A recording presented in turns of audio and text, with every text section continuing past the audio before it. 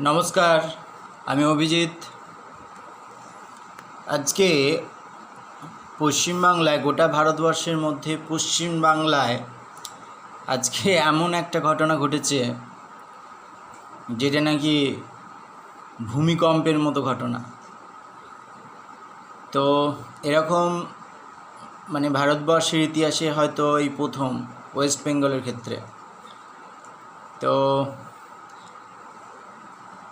24,000 প্রায় 24,000 চাকরি প্রার্থী তারা চাকরি করছিলেন 2016 থেকে গ্রুপ ডি এবং গ্রুপ সি এসএসসির।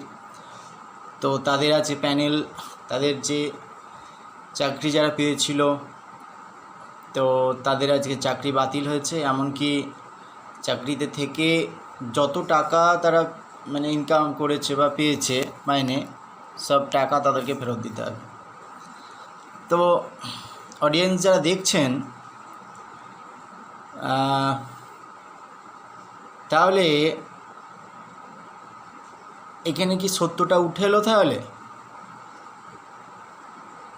এতদিন তার সত্যটা চাপা ছিল। 2016-তে পেয়েছে, আজকে 2024, 8 বছর কেটে গেল। তো এর আগে অনেক রায় হয়েছিল, অনেক কিছু ব্যাপার হয়েছিল, তারপরে চাকরি তাদের হয়ে গেছে। তো এখন সেই প্যানেল বাতিল না, তারা সত্যটা উঠে এসেছে যে কি না, প্রত্যেকজনই মেরিট লিস্টে তো নেই, অথচ তারা পরীক্ষা অনেকেই বসেনি, অথচ চাকরি পেয়ে গেছে। কিনে নিয়েছে চাকরিটা আর কি। ওয়েস্ট বেঙ্গলের চাকরি কিনতে পাওয়া যায়, তো চাকরি কিনে নিয়ে সব চাকরি করছিল।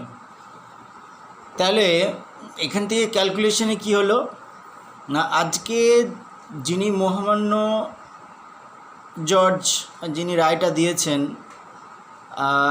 তিনি যে কতটা ভালো করেছেন আমাদের সমাজের জন্য, অনেকেই বুঝতে পেরেছেন যারা শিক্ষিত মহলে আছেন। তার কারণে এইটা হতেই থাকতো, এই রায় না দিলে এটা হতেই থাকতো।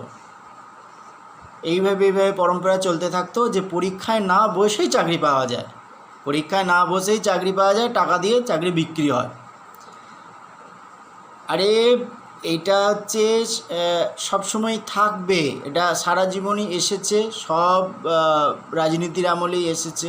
আগে সিপিএম ছিল, তার আগে কংগ্রেস ছিল, এখন তৃণমূল। কিন্তু যে পরীক্ষায় না বসে চাকরি পাওয়া এটাই প্রথম। পুরোটাই ধরতে পারেন চাকরি বিক্রি, এটা একটা বিক্রি হয়েছে চাকরি। লক্ষ লক্ষ টাকা দিয়ে গ্রুপ ডি, গ্রুপ সি এর, এসএসসির চাকরি বিক্রি হয়েছে। শুধু তাই নয়, শুধু এদের চাকরিগুলো নয়, সঠিক করে যদি সিবিআই তদন্ত করা হয়, সমস্ত চাকরিগুলোতেই কিন্তু এরকমই অবস্থা হয়ে রয়েছে। তাহলে অডিয়েন্স, আপনারা ভাবছেন যে ওয়েস্ট বেঙ্গল তাহলে কতটা নিচে নেমেছে। আপনারা দেখুন, একটা চাকরির প্রসেসিং হতে পিএসসিকে কতটা তাদেরকে মেহনত করতে হয়, এবং একটা চাকরি প্রার্থী সে ছোট থেকে বড় হয়ে সে পরীক্ষা দেয়, এবং তার একটা স্বপ্ন থাকে, তার মা বাবার স্বপ্ন থাকে, সে স্বপ্ন পূরণ করার চেষ্টা করে। কিন্তু সেই স্বপ্ন কি হয় না, লক্ষ লক্ষ চাকরি প্রার্থীর স্বপ্ন নষ্ট হয়ে যায়, তাদের বয়স হয়ে গেছে, তারা চাকরি পাচ্ছে না। তো এইটা একটা কি বলবো, একটা অভাব, জঘন্য একটা সিচুয়েশান দাঁড়িয়ে গিয়েছিল। তো আজকে সত্যটাকে তুলে ধরেছেন মহামান্য আদালত। তো অনেকেই হয়তো কান্নাকাটি করছেন, কিন্তু কান্নাকাটি কেন করছেন? আপনারা কেন ওতে পা দিয়েছিলেন? আপনারা কেন বলেননি, নিট অ্যান্ড ক্লিনভাবে কেন করেননি? এখন কান্নাকাটি করলে কি হবে আপনাদের? এখন কান্নাকাটি করে আপনারা লজ্জা ছাড়া আর কিছু পাবেন না। মানুষ আপনাদেরকে ছিচি করছে। হয়তো আপনাদের পরিবারগুলো, হয়তো আমি মানছি যে আপনাদের পরিবারগুলো খুব দুশ্চিন্তায় আছেন, কিন্তু সত্যি করি কি আপনাদের ওয়েস্ট বেঙ্গলের মানুষরা আপনাদেরকে মেনে নেবে? আপনারা চাকরি কিনে এতদিন ধরে চাকরি করলেন, 8টা বছর চাকরি করে ফেলছেন, 7টা বছর, এটা কি মানবে? না, একজনও মানবে না। তার কারণ সত্যের জয় হোক, এটা সবাই চাই। আজকে সেটাই হয়েছে। তো যারা চাকরির জন্য স্ট্রাগল করেছেন তারা খুশি যে তারা সত্যি করেই চাকরি, তারা কনফিডেন্টলি বলেছে যে আমরা এটা চাকরিটা পাবোই।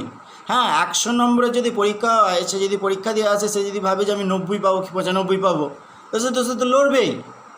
সে তো লড়বেই যে আমি চাকরিটা কেন পেলাম না, আমি তো 95 পাবো 100-র মধ্যে, তো আমার কাট অফ মার্কস আমার ঠিকই আছে, তো সে পাবে না কেন, সে তো লড়বেই।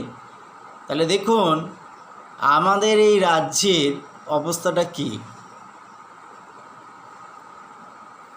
একটা প্রসেসিং, প্রথমে চাকরির প্রার্থীরা বসবে, সেখানে পাস করবে, সেই পাসের মেরিট লিস্ট টাঙানো হবে, তার সে কত পেয়েছে, তার কাট অফ মার্কস কত হয়েছে, হ্যাঁ, কাস্টের ব্যাপার আছে।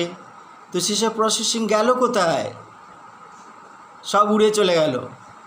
আরে বলছে নাকি যে ওএমআরসিটি নেই, অথচ সে চাকরি করছে, তার ওএমআরসি নেই, তার মানে সে পরীক্ষায় বসেনি। তাহলে আমাদের মতো যারা মানে লক্ষ লক্ষ যুবক আছে, যুবক যুবতী, তারা তাহলে কঠোর পরিশ্রম করে বিভিন্ন কোচিং সেন্টারে কোচিং করে বাবা মার অর্থ নষ্ট করে, সময় নষ্ট করে পাগলের মতো হয়ে যাচ্ছে চাকরি পাওয়ার জন্য। তাহলে সেই সব চাকরি টাকা দিয়ে বিক্রি হয়ে যাচ্ছে, তাহলে এখানে কোনো মেরিটের দাম নেই। তো আজকে সত্যটাকে তুলে ধরা হয়েছে। 8টা বছর আগে, আমার মনে হয় এর আগে যদি এটা হতো আরও ভালো হতো। তো এই রায়কে অনেক পশ্চিমবাংলার মানুষ অবশ্যই সমর্থন করতে বাধ্য। তার কারণ হচ্ছে এটা একটা সত্যের জয়। তো আশা করি এরপরে যে স্টেপ, যে চাকরিগুলো হবে, অন্তত 5টা যারা করে পরীক্ষা দিয়ে, তো তারা তো কঠোর পরিশ্রম করেই পাস করে, তো যারা পাস করে তাদেরকে চাকরিটা দিন, তাহলে সবই বজায় থাকবে। যে একজন পাস করলো না, গভর্নমেন্ট মূর্খ, সে 6 পাস করে হাই স্কুলের মাস্টারে চাকরি করছে, হ্যাঁ, ছাত্ররাই তাকে অঙ্ক শিখিয়ে দিচ্ছে। এটা কি? এটা একটা ছিলিমিলি খেলা হচ্ছে শিক্ষা ব্যবস্থাটাকে নিয়ে। শিক্ষা ব্যবস্থাটা শেষ। আমি আর বিশেষ কিছু বলবো না। তো আমার এই ভিডিওটাকে একটু শেয়ার করবেন, সাবস্ক্রাইব করবেন, আর আপনারাও জাগ্রত হন। সবাই জাগ্রত হলে তবে সঠিক তথ্যগুলো উঠে আসবে, তবে সত্যটা উঠে আসবে। নমস্কার, আমি এই বলেই বন্ধ করছি।